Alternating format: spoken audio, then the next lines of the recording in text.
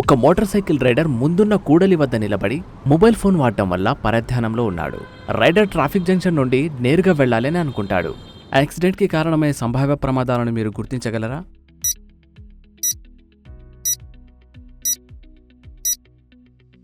స్పష్టంగా గుర్తించబడిన ప్రమాదాలు: 1. రైడర్కు ముందు ఒక పాదచారి దాటుతున్నాడు. 2. రైడర్తో పాటు ఒక ట్రక్కు ప్రయాణిస్తోంది.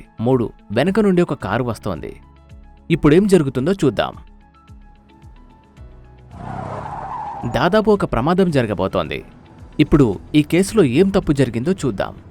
రైడర్ తన మొబైల్ ఫోన్ వాడటం వల్ల పరధ్యానంలో ఉన్నాడు మరియు ముందున్న జీబ్రా క్రాసింగ్ ద్వారా రోడ్డు దాటుతున్న పాదచారి గురించి అతనికి తెలియదు. తన పక్కనున్న ట్రక్కు ఎడమ మలుపు తీసుకోవాలనుకుంటుందని అతను గమనించలేదు మరియు వెనుక నుండి ఒక కారు ముందుకు కదలడానికి లేదా తన వైపు నుండి వెళ్లడానికి ప్రయత్నించే అవకాశాన్ని పట్టించుకోడు. ఈ అజాగ్రత్త వల్ల అతను ముఖ్యంగా ట్రక్కుతో ఢీకొనే ప్రమాదం ఉంది. ఇప్పుడు అలాంటి పరిస్థితులను సురక్షితంగా ఎలా నావిగేట్ చేయాలో చూద్దాం. 1. మీ వాహనం సురక్షితమైన ప్రదేశంలో ఆపే వరకు డ్రైవింగ్ చేస్తున్నప్పుడు మొబైల్ ఫోన్ ఉపయోగించవద్దు. 2. అన్ని కూడళ్ల వద్ద అప్రమత్తంగా మరియు జాగ్రత్తగా ఉండండి.